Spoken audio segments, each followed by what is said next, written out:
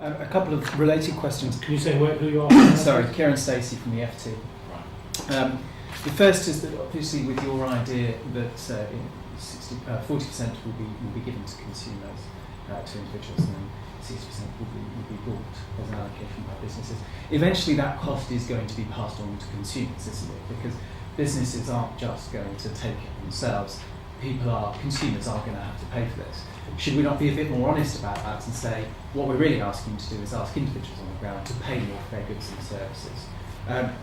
Particularly, and isn't that particularly controversial at a time when we're trying to come out of the recession that we're in? The second just related question is one you mentioned about a contradiction trying to bring down energy prices, the contradiction between that and setting a high carbon price. Doesn't the same contradiction emerge here? Because people are going to have to pay more for their energy. In fact, they're going to have to pay 2 times over for their energy, once in their normal bill and once for their quotas. Before I go to my response to that is that part of this, if you implement it globally, is you actually reduce the capital transfers because you're reducing energy prices on a global basis, which is one reason why the energy producers don't like it at all. Because effectively, if you operate your oligopsony approach, where the purchasers operate a cartel to reduce demand, to take the price down, much that the system will have some costs to it, it will also reduce energy costs. And I think the big driver for this will be the capital transfers issue, which Jeremy was saying they're running at 700 billion a year at the moment, and it's going up to 900. Is that right? That's my memory. Yeah, but it's massive sums of money. I think that the key commercial issue is that otherwise you're just going to have it. The rationing will either be purely within the price, or it'll be a combination of the price and a rationing system. And the combination of a price and a rationing system will be a lower price, although there will be a constraint, but the constraint will also be equitable. And you get price stability. And one of the things for anybody who uses it, it's great for the energy companies, although in one sense there is a great difficulty in planning if you don't know what the energy price is going to be some years down the track. That's a difficult thing for planning, because you plan to minimise risk. But for businesses which use energy in a substantial amount, having some certainty as to the cost is actually quite important. But if you will have a rationing system, and it will either be purely price, or it will be price plus tradable quotas. Price plus tradable quotas will cost less. I think Jeremy wants to comment on that. Yeah, on energy pricing and the impact of this, and again, Kiran sort of speaking individually now, not for this task force. I mean, I can talk about the day job here, I think, usefully.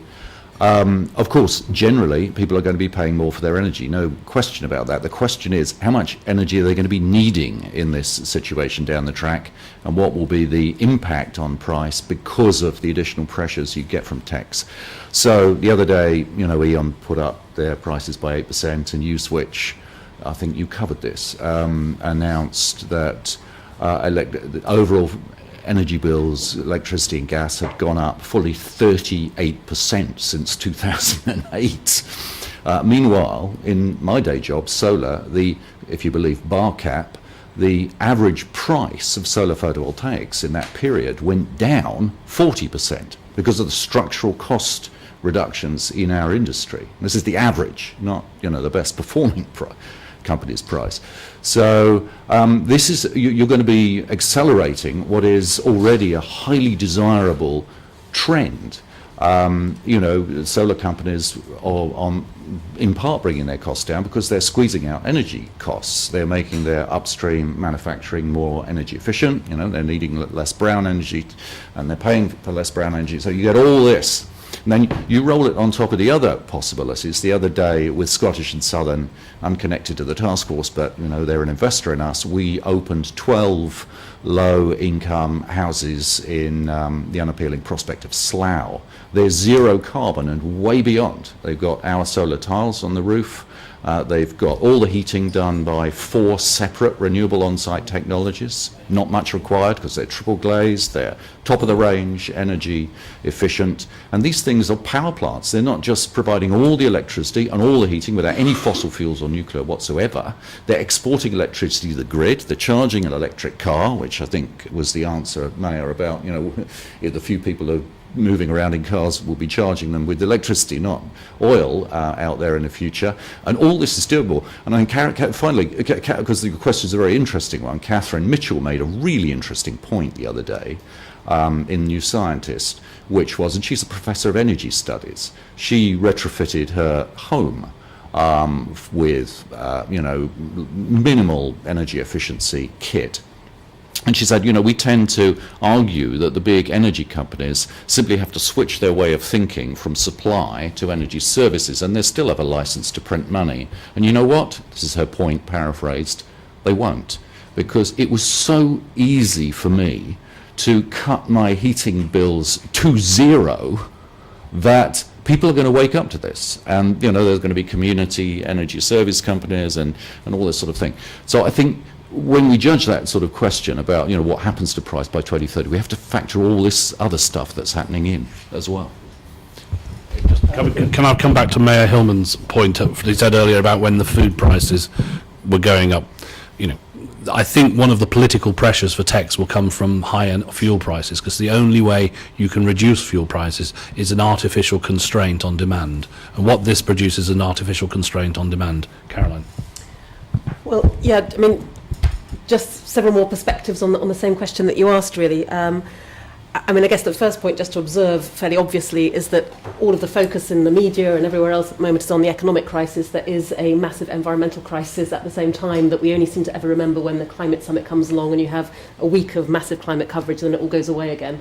The environmental crisis is still there, it's getting worse, and we need to be able to bring commensurate political will to address that. The trillions that we managed to find down the back of the sofa when we needed to bail out the banks, we need to be able to find to bail out the planet, because it's a bit more serious. The second point to say is that I think it's important to see TEQs as part of a toolbox of measures. It's not just TEQs on its own. What we need to see is a real rollout of energy efficiency, conservation in people's homes, energy conservation in people's homes right across the country. And I think one of the real disappointments of this new bill that is currently being debated in the Lords, it comes to the Commons in March, this Green Energy and Security Bill, is that it doesn't foresee rolling out street by street a comprehensive energy efficiency for our homes. It's very much opt-in. If you've got enough money to go for the Green Deal, that's great. That's a real a real lost opportunity, I think, wasted opportunity. To the extent that goods and services embodying fossil fuels will be more expensive, I think we also, certainly according to Green policy, will be looking at reducing other taxes, income tax, national insurance contributions. So you're having a shift in taxation, not necessarily an overall, or a shift in the amount of money you're paying in various ways, be it tax or through quotas, not necessarily a cumulative increase. Just to finish with two more points, if I could, because then I need to go. Just very much to reinforce what the gentleman said from the Tyndall Centre about the kinds of emission cuts we need to remember we're talking about. It's interesting to reflect how much interest and enthusiasm there was for the 10-10 campaign. I'm a great fan of the 10-10 campaign, but the point about the 10-10 campaign wasn't to reduce your emissions by 10% in 2010 and then think job done and go somewhere else. The point is to be reducing your emissions by 10% year on year. And, I'm not quite sure how many companies and others who signed up to the 10-10 campaign actually realise that it needs to be going on beyond 2010 in quite a serious way. And so our policy is around 90% cuts by 2030, decarbonisation by 2030. I think you're absolutely right.